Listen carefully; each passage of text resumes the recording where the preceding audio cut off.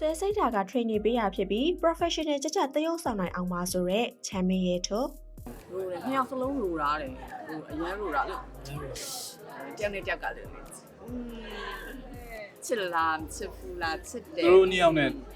ဟိုဂျက်ကူရဲ့မတ်တရားဆိုဘာရှိလဲဆိုလို့ရှိရင်လေနှစ်ယောက်တော့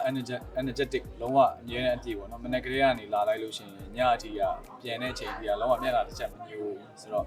အလုပ်တွေစူးစမ်းကြဆိုတော့သူတို့လိုမျိုးလေးနဲ့တွဲပြီးတော့လောလောကပြောဖို့ကောင်း အဲ့ဆိုများနှိမ့်ဆက်ခံရမှာပေါ့နော်ဆိုတော့ဟိုရှူတင်မှာညီမတို့တို့ဒါဆင်းလို့လုံးဝတေးချရိုက်ရမယ်ပေါ့နော်ဒရမာလုံးဝအဲ့လိုအတီတန်ကြီးတွေရိုက်ရမယ်မကြည့်ပြရလဲကဲရိုက်ကြမယ်ဆိုတော့ကိုချမ်းကကြတော့အောက်ကနေ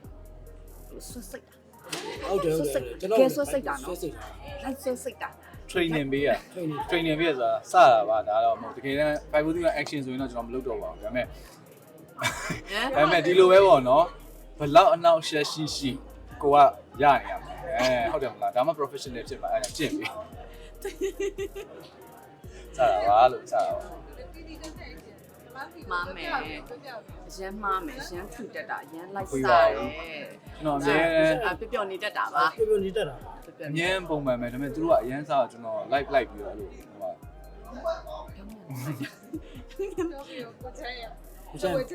ကျအမှန်တိုင်းပြောလိုက်အမှန်တိုင်းပြောလိုက်ဒီနေရာမှာအမှန်တိုင်း